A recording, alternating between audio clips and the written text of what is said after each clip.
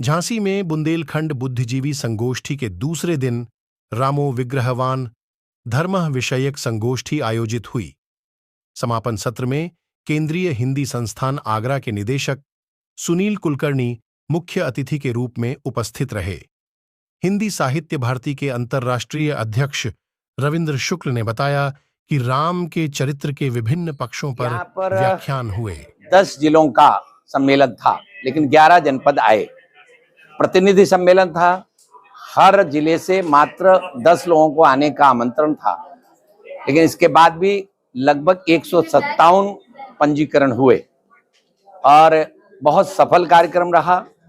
यहाँ पर जो केंद्रीय विषय था रामो विग्रहवान धर्मः, अर्थात राम का जो चरित्र है वो वास्तव में सनातन धर्म का ही पर्याय है। वो चाहे मित्र के रूप में है, चाहे पति के रूप में हो, चाहे भाई के रूप में हो, चाहे पिता के रूप में हो, चाहे राजा के रूप में हो, वो हर जगह आपको एक अलग छवि के व्यक्ति दिखाई पड़ेंगे और पूरी तरह से वो मर्यादा में रहते हुए अपने मानव जीवन के कर्तव्यों का निर्वहन करते हुए एक विग्रहवान अर्थात साक्षात मूर्ति दिखाई देते हैं। धर्म की जो परिभाषा हमारे मनीषियों ने की वो पूरे उनके व्यक्तित्व में दिखाई देती है। इसी विषय पर हमने ये गोष्ठी आयोजित की थी।